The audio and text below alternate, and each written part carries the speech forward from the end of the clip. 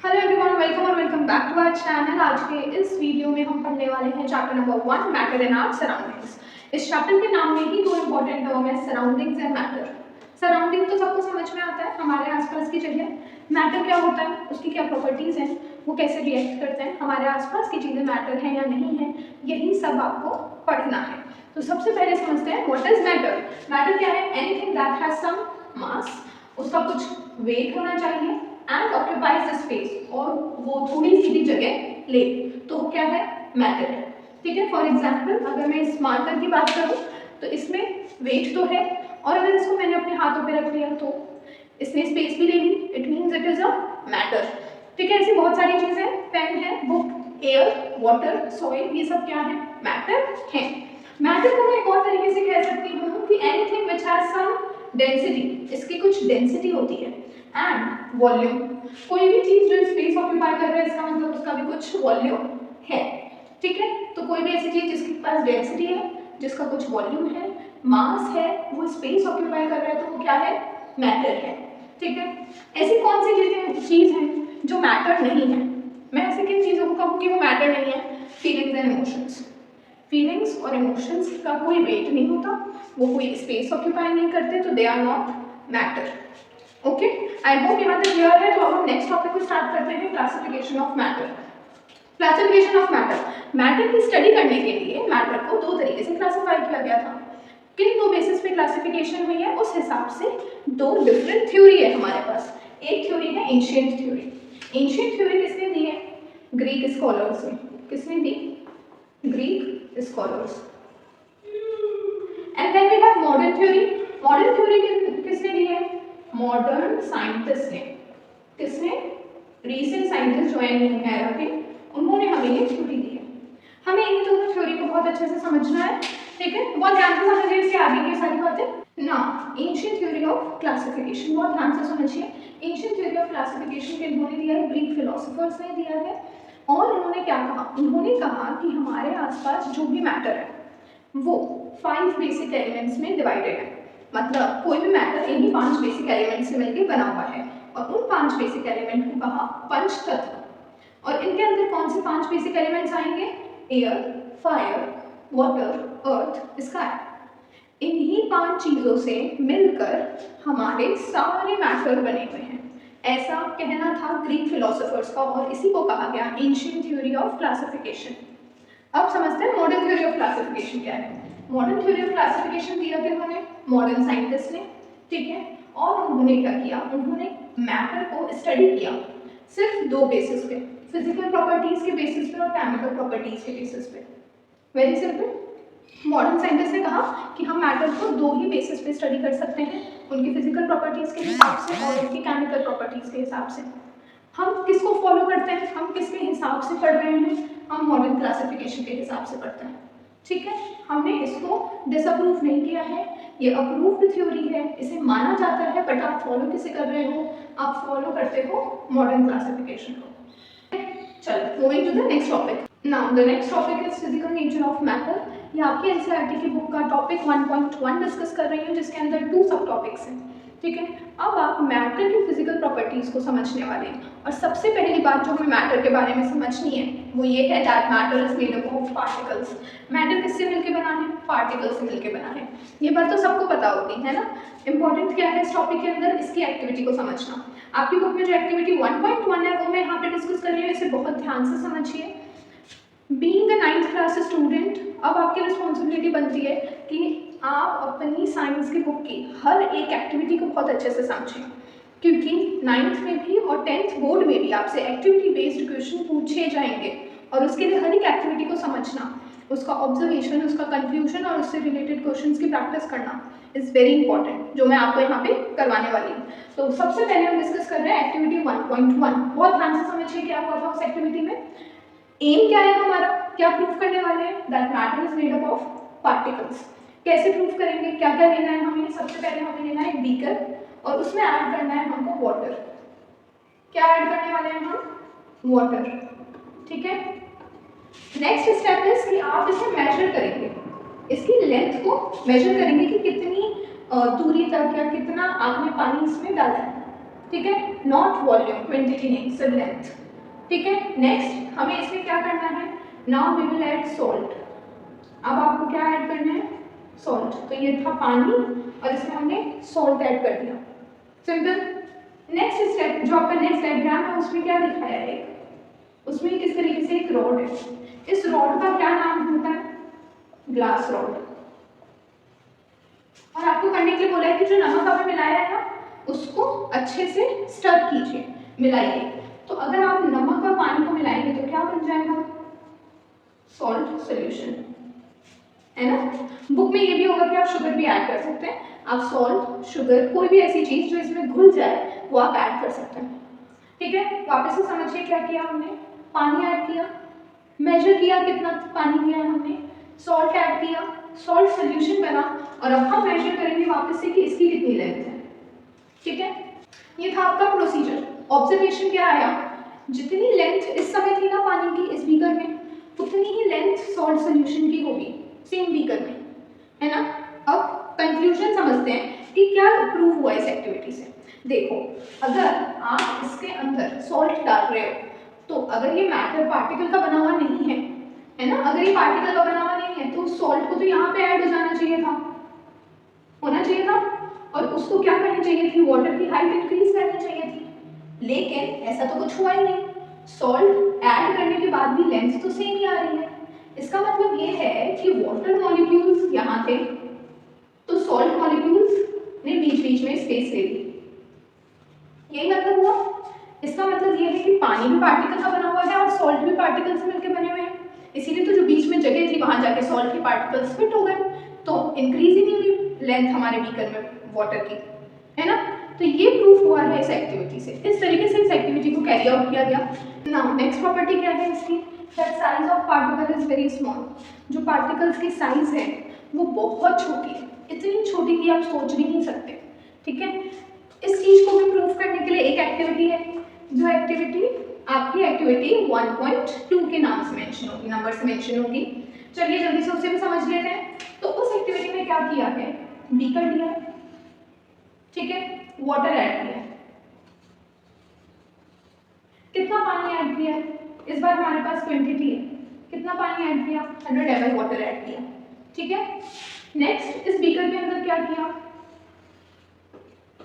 ये अभी हम सेम बीकर यूज कर रहे हैं, तो इस बीकर के अंदर क्या ऐड किया, नेक्स्ट पोटेशियम परमैंगनेट, KMnO4 के क्रिस्टल्स, किसके क्रिस्टल, KMnO4 के। ठीक है, KMnO4 का साइंटिफिक नेम क्या है, पोटेशियम परमैंगनेट। ठीक है, साइंटिफिक नेम को याद करते हुए चलिए साथ साथ में, KMnO4 का साइंटिफिक नेम है पोटेशियम परमैंगनेट। इसके कुछ क्रिस्टल्स यहाँ पे हमने ऐड किए हैं। ठीक है, अभी होगा क्या, तो पहले तो बता देती हूँ कि potassium permanganate is pink in colour. अब आप सोचिए कि अगर आप पिंक कलर के क्रिस्टल्स पानी में डालेंगे तो पानी का कलर हो गया पिंक। ठीक है, काफी डार्क पिंक कलर हो जाएगा इसका। नेक्स्ट हमें क्या करना है, अच्छा this solution is right now 100 ml only, right. अब हमें नेक्स्ट क्या करना है, एक बीकर लेना है, न्यू बीकर लिया है हमने, नया बीकर लिया है। इस बीकर के अंदर हमने ना इसी सॉल्यूशन का 10 ml ट्रांसफर किया। ये जो डार्क पिंक कलर का सॉल्यूशन है इसका 10 ml हमने इसमें ट्रांसफर किया और 90 ml हमने वाटर ऐड किया, 90 ml क्या किया, पानी ऐड किया। ठीक है, अब अगर ये डार्क पिंक कलर का था, ठीक है, थोड़ी सी अपनी आर्टिस्टिक हॉबी को आप बाहर निकालिए और बताइए अगर ये डार्क पिंक कलर का था, ठीक है, थोड़ी सी अपनी आर्टिस्टिक हॉबी को आप बाहर निकालिए और समझिए कि अगर ये डार्क पिंक कलर का था और इसमें अगर अपन ने पानी मिला दिया,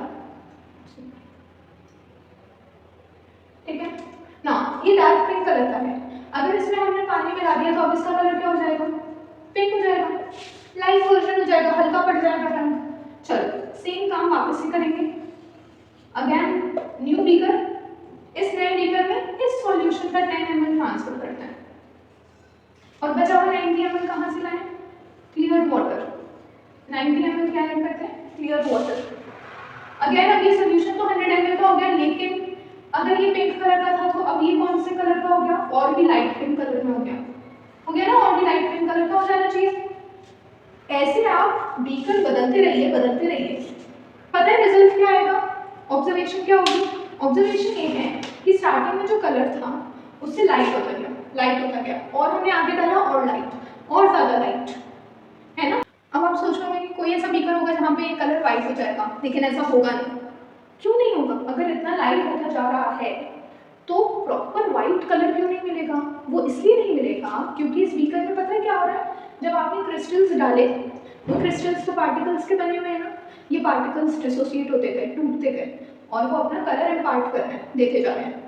अब अगर आप इसका 10 mm उधर ट्रांसफर कर रहे हो ना, तो मिलियंस ऑफ पार्टिकल्स आपने ट्रांसफर कर दिए, यानी 2-3 क्रिस्टल्स के अंदर ट्रिलियंस ऑफ पार्टिकल्स हैं, इतने हैं जिन्हें आप काउंट नहीं कर सकते, जिन्हें आप इमेजिन नहीं कर सकते, इतने पार्टिकल्स आपने इसमें ऐड कर दिए in the form of crystals. अब जब ये क्रिस्टल्स टूटे या जब डिसॉल्व हुए तो ये बहुत सारे पार्टिकल्स में डिवाइड हो गए। तो अगर आप 10 mm भी ट्रांसफर कर रहे हैं तो आप बहुत सारा पार्टिकल्स ट्रांसफर कर चुके जो अपने कलर को इम्पार्ट करेंगे, ठीक है। ये यहाँ से क्या समझ आया, यहाँ से ये समझ आया कि पार्टिकल की जो साइज है वो बहुत छोटी है। पार्टिकल कितना भी छोटा हो सकता है, इतना छोटा हो सकता है कि हम सोच भी नहीं सकते, इसीलिए बोला गया that size of particle is very very very small beyond our imagination, ठीक है। ये टॉपिक समझ आ गया, physical nature of matter clear हो गया, एक्टिविटी होपफुली क्लियर हो चुकी होंगी दोनों। तो अब हम नेक्स्ट टॉपिक को कंटिन्यू कर रहे हैं ना। जो नेक्स्ट टॉपिक है वो है characteristic of particles of matter. ये आपकी बुक का टॉपिक नंबर 1.2 है। और अब हम क्या पढ़ने वाले हैं, थोड़ा सा और माइन्यूट लेवल पे जाके पढ़ने वाले हैं। अब हम समझने वाले हैं कि पार्टिकल्स की क्या क्या प्रॉपर्टी है, मैटर क्या होता है, मैटर की प्रॉपर्टी आप पढ़ चुके हैं, पार्टिकल की प्रॉपर्टी पढ़ रहे हैं, ठीक है। तो माइंड में चीज़ समझिएगा कि अब आप बहुत ही माइन्यूट लेवल पे जाके स्टडी कर रहे हैं, ठीक है ना। सबसे पहली जो प्रॉपर्टी है पार्टिकल की वो ये है that particle of matter have a space between them, ठीक है। जितने भी पार्टिकल्स होते हैं किसी भी मैटर के, उनमें स्पेस होता है। अब ये चीज़ कैसे प्रूव होगी, तो अभी जो हमने प्रीवियस दो एक्टिविटी समझी उसमें भी तो ये प्रूफ हो रहा है। कोई भी चीज़ अगर किसी में डिजोल्व हो रहा है, इसका मतलब क्या है कि वो उसमें स्पेस है ना। अगर आप एक डेस्क पे 3 बच्चों की डेस्क है और आप 2 बच्चे बैठे हो, तो कोई एक तीसरा बच्चा आके बैठ सकता है आपके बीच में, क्योंकि आपके बीच में क्या है, स्पेस है ना। वैसे ही अगर मैंने सॉल्ट को डाला था पानी में, तो सॉल्ट क्यों वहाँ पे जाके मिक्स हो गया, क्योंकि वाटर के पार्टिकल्स के बीच में क्या था, स्पेस था, ठीक है ना। Next properties, particles of matter are continuously moving. Matter के जो भी पार्टिकल्स होते हैं कंटिन्यूअसली मूव कर रहे हैं, ठीक है, बिना रुके they are moving, which means they have kinetic energy. कौन सी एनर्जी होती है जो मूव करवाती है किसी भी चीज को,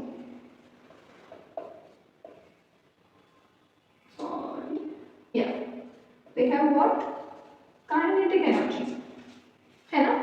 तो जितने भी पार्टिकल्स हैं सबके पास काइनेटिक एनर्जी होती है। इसके लिए आपके पास 3 एक्टिविटीज डिस्कस हुई हैं बुक के अंदर, ठीक है। तीनों एक्टिविटी को समझते हैं। सबसे पहली जो आपकी एक्टिविटी है एक्टिविटी 1.3, उसमें ये बता रखा है कि इंसेंस स्टिक लीजिए। इंसेंस स्टिक क्या होता है, अगरबत्ती। अगरबत्ती लीजिए, उसे जलाना नहीं है, उसको एक रूम के कॉर्नर पे जाके रख देना है, ठीक है। और अब आप जाके मुझे बताइए, मतलब आप चेक कीजिए कि आपको कितनी दूर जाना है, कितनी पास जाना पड़ रहा है उसकी खुशबू लेने के लिए।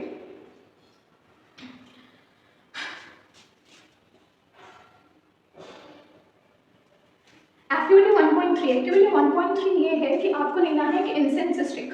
इंसेंस स्टिक मतलब अगरबत्ती। अगरबत्ती लीजिए और उसे जलाना नहीं है, उसको रूम के कॉर्नर पे जाके रख देना है। रख दिया। अब आप देखिए कि कितना पास जाना पड़ेगा उस अगरबत्ती की खुशबू को लेने के लिए, है ना। If you want to smell the incense stick तो आपको कितना पास जाना पड़ेगा उसके, राइट। अब आप उसे जला दीजिए और अब आप दूर जाके बैठ जाइए, अपने आप उस इंसेंस स्टिक की खुशबू आप तक आ जाएगी, है ना, which proves that particles are moving. Next activity जो आपकी है एक्टिविटी 1.4, वो एक्टिविटी है कि आप 2-3 चीज़ें लीजिए, इंक, हनी एंड वाटर, ठीक है। एक बीकर में आपने वाटर लिया, उसमें क्या डाला, इंक डाला, दूसरे बीकर में वाटर लिया और हनी डाला। जरा बताइए कि कौन है जो जल्दी घुल जाएगा, इंक। ऑब्वियसली हनी को थोड़ा सा टाइम लगेगा मिक्स होने में, राइट। लेकिन टाइम भले ले रहा हो हनी, लेकिन स्टिल वो मूव कर रहा होगा वाटर में, है ना। वो मिक्स होने के लिए बहुत स्लो है, बहुत स्लोली मिक्स हो रहा है, but still it's moving, still it's mixing. इसका मतलब ये है कि again particles of matter are moving. Speed की बात नहीं कर रहा है, स्पीड किसी की कम या ज़्यादा हो सकती है, वो उसके किस पे डिपेंड करती है, विस्कोसिटी पे। किस पे डिपेंड करती है, विस्कोसिटी पे। विस्कोसिटी का आसान सा मतलब कि कौन सी चीज़ कितनी गाढ़ी है, कितनी थिक है, उस हिसाब से उसकी स्पीड होती है मिक्स होने की। हनी जो है उसकी विस्कोसिटी हाई है, हनी की विस्कोसिटी कैसी है, हाई। हाई विस्कोसिटी वाले जितने भी मैटर होंगे वो बहुत ज़्यादा टाइम लेंगे पानी में मिक्स होने के लिए, as compare to ink. Ink जिसकी विस्कोसिटी कैसी है, लो है। समझ आई बात। और वो activity, now the last activity जो इस टॉपिक से रिलेटेड है, पोटेशियम पर मैंगनेट के क्रिस्टल्स लेने हैं या फिर कॉपर सल्फेट के क्रिस्टल्स बताए हैं आपको बुक के अंदर। तो आप दोनों में से कोई भी क्रिस्टल लें, 2 बीकर लें, एक पे गर्म पानी और एक में ठंडा पानी। 2 बीकर में, एक में गर्म पानी और एक में ठंडा पानी, ठीक है। दोनों में आप क्रिस्टल्स को डाल दें, 2-3 क्रिस्टल्स डाल दिए दोनों के अंदर।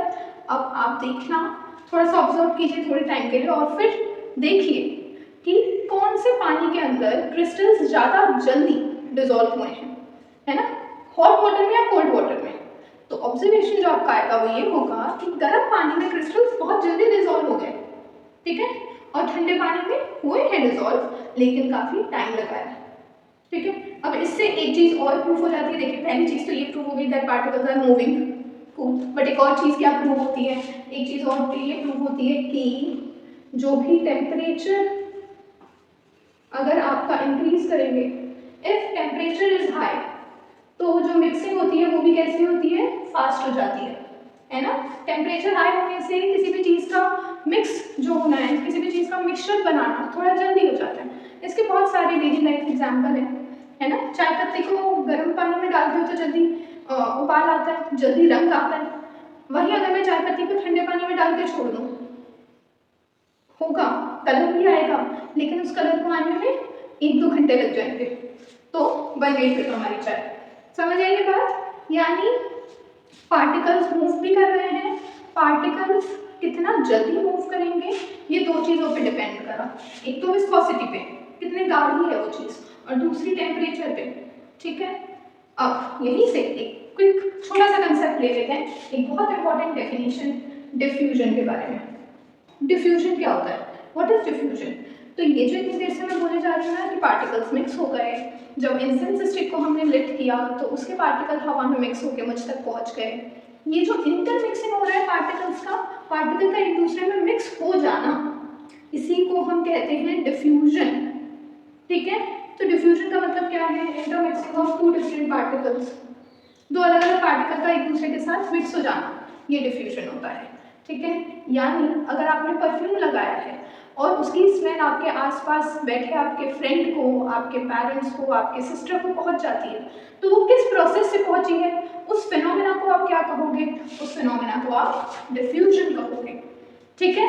ये पॉइंट क्लियर हुआ, ये 2 पॉइंट समझ आए। तो क्विकली अब हम नेक्स्ट टॉपिक को, नेक्स्ट पॉइंटर को समझ लेते हैं। Now the last character of the particle is the particle of matter attract each other, ठीक है। ये जो प्रॉपर्टी मैंने आपको बताई है, ये प्रॉपर्टी के बारे में आप सबने बचपन में बहुत पढ़ा हुआ है, लेकिन अब वापस एक नए नज़रिए से पढ़ने वाले हैं। जितने भी पार्टिकल्स होते हैं, जो भी मैटर है उनमें जो भी पार्टिकल्स हैं, they are attracting each other. हर एक पार्टिकल के बीच में कोई फोर्स ऑफ अट्रैक्शन है जो उनको साथ में रख रहा है, ठीक है। लेकिन बस वो कौन सा काइंड ऑफ मैटर है, सॉलिड है, लिक्विड है या गैस है, इस चीज़ से वेरी करते हैं। सॉलिड में यही फोर्स ऑफ अट्रैक्शन बहुत ज़्यादा होता है, लिक्विड में उससे कम, और गैस में बिल्कुल भी नहीं होता है। यही पढ़ता है और ये सब आपने पढ़ा हुआ भी है। तो बस मैं भी उसी चीज़ की बात कर रही हूँ कि जितने भी मैटर के पार्टिकल्स हैं, they are attracting each other. बहुत ही बेसिक सी बात है। इस चीज़ को लेकर भी अगेन आपके बुक के अंदर 3 एक्टिविटीज़ हैं, एक्टिविटी 1.6, 1.7 एंड 1.8। तीनों को एक बार क्विकली डिस्कस कर लेते हैं कि उसमें क्या बात कही है। सबसे पहली वाली जो एक्टिविटी है, उस एक्टिविटी को आप देखिए, समझना कि उस एक्टिविटी में आपसे कहा गया है कि स्टूडेंट्स का ग्रुप बनाना है हमें, ठीक है। हर एक स्टूडेंट अपने दूसरे स्टूडेंट का हाथ पकड़ के खड़ा रहेगा, है ना। तो अगर मैंने किसी दो लोगों का हाथ पकड़ा हुआ है और ऐसे हमने एक चेन बना लिया, एक के बाद एक स्टूडेंट ज्वाइन करते जा रहे हैं, है ना। अब आप मुझे बताइए कि एक स्टूडेंट या दो स्टूडेंट की चेन को तोड़ना मुश्किल है या 5 स्टूडेंट की चेन को तोड़ना मुश्किल है? ऑब्वियसली आप क्या कहेंगे, 5 स्टूडेंट की चेन को तोड़ना मुश्किल होगा। क्यों मुश्किल होगा? Because they are attracting each other, उनके बीच का फोर्स ऑफ अट्रैक्शन बहुत ज़्यादा है, ठीक है। ये है आपकी एक्टिविटी 1.6 जो आपको ये समझा रही है कि इसी तरीके से पार्टिकल्स में भी जिन पार्टिकल्स के बीच में फोर्स ऑफ अट्रैक्शन ज़्यादा होगा उसे तोड़ना उतना मुश्किल होगा, ठीक है ना। नेक्स्ट एक्टिविटी जो है आपकी एक्टिविटी 1.7, उसमें आपसे कहा है आपको 3 चीज़ें लेनी है। वो 3 चीज़ें क्या हैं? आयरन नेल, कील, चौक और रबर बैंड। अब आप बताइए किसको तोड़ना ज़्यादा आसान है, किसको तोड़ना बहुत मुश्किल है, और ऐसा क्यों हो रहा होगा? तो आपका आंसर आने वाला है कि आयरन नेल को तोड़ना बहुत मुश्किल है। क्यों? क्योंकि इसके अंदर जो आयरन के पार्टिकल्स हैं उनके बीच का फोर्स ऑफ अट्रैक्शन बहुत ज़्यादा है, तो जितना ज़्यादा फोर्स ऑफ अट्रैक्शन उतना ही मुश्किल होगा उसको तोड़ना। किसी भी तरीके से, हैमरिंग से, स्ट्रेचिंग से, कट करके, बट उसे तोड़ना ज़्यादा मुश्किल होगा, है ना। And the last activity is surface of water. Now what is surface of water? ये तो आपके एक्टिविटीज़ के लिए ही लिखे गए हैं। आपकी एक्टिविटी जो 1.8 एक्टिविटी है, उस एक्टिविटी को आप देखेंगे तो उसमें बोला है कि आप पानी ले लीजिए और उस पानी में अपना हाथ डाल के उसके सरफेस को कट करने की कोशिश कीजिए। क्या बोला वापस समझिए, पानी लिया है, उसको कट करने की कोशिश की है हाथ डाल के। इस समय क्या होगा, क्या ऑब्जर्वेशन होगी हमारी? ऑब्जर्वेशन ये होगी कि जब आप अपना हाथ पानी में डालेंगे उतनी देर के लिए वो पानी अलग हो जाएगा या उस पानी के बीच में स्पेस आ जाएगा, लेकिन जैसे ही आप अपना हाथ हटा लेंगे वो वापस से साथ में आ जाएंगे, पार्टिकल्स फिर से अट्रैक्ट करेंगे एक दूसरे को। यहाँ से कंफ्यूजन निकलता है कि जो वाटर के या लिक्विड के पार्टिकल्स होते हैं उनके बीच का फोर्स ऑफ अट्रैक्शन होता तो है but it is comparatively weak, है ना, है, एग्जिस्ट कर रहा है, लेकिन अगर कोई और आ जाए वहाँ पे किसी का हाथ आ गया तो उनके पार्टिकल्स का वीक जो फोर्स ऑफ अट्रैक्शन था वो टूट गया, उनका फोर्स ऑफ अट्रैक्शन वीक है, इससे ये प्रूव हो रहा है, ठीक है। बेसिकली तीनों ही एक्टिविटीज से क्या समझ आता है, तीनों ही एक्टिविटी से ये समझ आ गया कि जितने भी पार्टिकल्स हैं एक ही मैटर के, जितने भी पार्टिकल्स हैं they have a force of attraction. किसमें कितना ज़्यादा है, किसमें कितना कम है, ये डिपेंड करता है कि वो कौन सा टाइप ऑफ मैटर है, ठीक है। सो होपफुली आज का ये जो टॉपिक है, जितने भी टॉपिक्स हमने कवर किए हैं, स्टार्टिंग फ्रॉम मैटर, फिर मैटर का क्लासिफिकेशन, फिर मैटर के बारे में, फिर पार्टिकल्स के कैरेक्टरिस्टिक्स, ये सारे आपको क्लियर हो गए होंगे along with all the activities. And if you are liking the video, आपको वीडियो समझ आ रही है, then do share it, like it, comment and subscribe to our channel. Thank you, bye bye.